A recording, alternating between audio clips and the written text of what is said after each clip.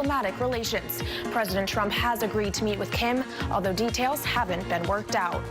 Global news 24 hours a day, powered by more than 2,700 journalists and analysts in more than 120 countries. I'm Kaylee Lyons. This is Bloomberg. Sherry. Kaylee, thank you. North Korean leader Kim Jong-un wants to sign a peace treaty after meeting with President Trump. That's according to a South Korean media outlet. It revives a long-held goal of the North Korean regime. But what kind of strategy is the reclusive state brewing? Our next guest says this unexpected diplomatic engagement resembles a Korean Game of Thrones. Bruce Klingner specializes in Korean and Japanese affairs as a senior research fellow for Northeast Asia at the Heritage Foundation. He's also served as a CIA Deputy Division Chief for Korea. He's with us from Washington. Bruce, great to have you with us. So if you say that this is a Korean Game of Thrones, who's winning at the moment? Well, we're in a bit of a hiatus. I mean, it was like if you were watching one season where it looked like an inevitable clash of armies, and then all of a sudden one season ends, the next season starts, and all of a sudden the writers are depicting this, the two kings engaging with each other. Everyone seems to have forgotten the military aspect. We're focused on the emissaries talking.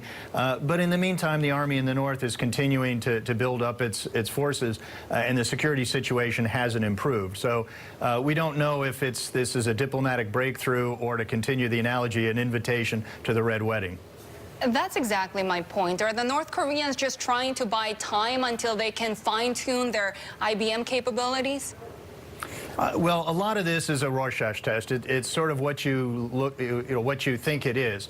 On the one hand, it's a very positive development that North Korea is at least willing to perhaps talk about denuclearization, though there's some heavy strings attached to it, according to the South Korean readout of the meeting. So that's positive. On the other hand, we've been down this road before. We've had 8 international agreements with North Korea, which all failed.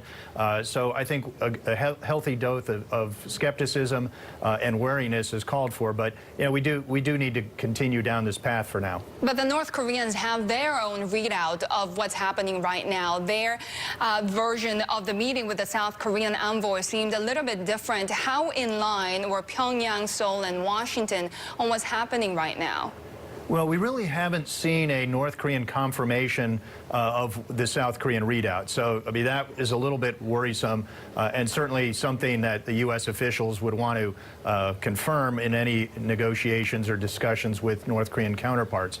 So, but even in the South Korean readout, it's that North Korea is perhaps willing to talk about denuclearization as they're required to do under 10 or 11 UN resolutions. But they talk about wanting security assurances from the U.S., which they've been given several over the years, all to no avail, and also a removal of the U.S. hostile policy. That's a phrase very laden with a long list of demands over the years on security, diplomatic, economic, and political concessions from the U.S. and its allies. So they'd be looking for removal of U.S. forces, an abrogation of the treaty between the U.S. and South Korea, and an end to the U.S. extended deterrence guarantee, or the nuclear umbrella.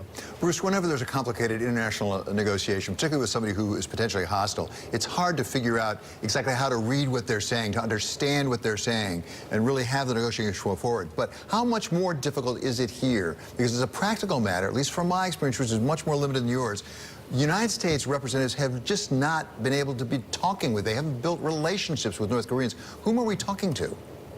Right. Well, it's within the intelligence community, we refer to North Korea as the hardest of the hard targets. I had worked the Soviet Union before that, and in retrospect, it was an open book compared to North Korea. Each of the intelligence sources has sort of unique constraints. So, and also because there were no formal negotiations during the Obama administration, any negotiations, expertise is a bit dated, and there have not been extensive U.S.-North Korean contacts.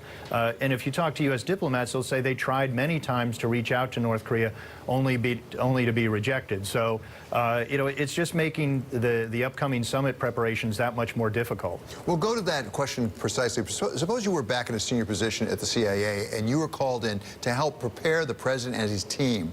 How would you go about it? Where would you start? Well, I think we'd probably first start with leadership analysis. The CIA, as one of its missions, is responsible for conducting leadership analysis of world leaders. So we'd pull together all the information we had on Kim Jong-un from any source we had. And unfortunately, there are very few people who have had direct access.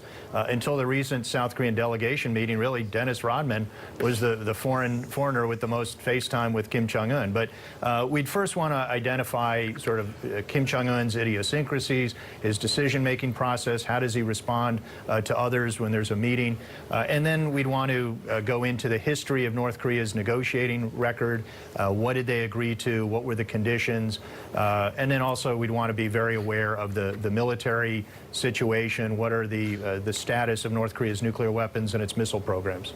Bruce, thank you so much for your time today. That's Bruce Klingner from the Heritage Foundation, coming to us from Washington. And coming up next, he was United States Ambassador to Beijing after serving as Commerce Secretary. And he spent time with the last 3 Chinese leaders. Ambassador Gary Locke will be here to talk China, U.S.-China relations, and North Korea. That's all coming up.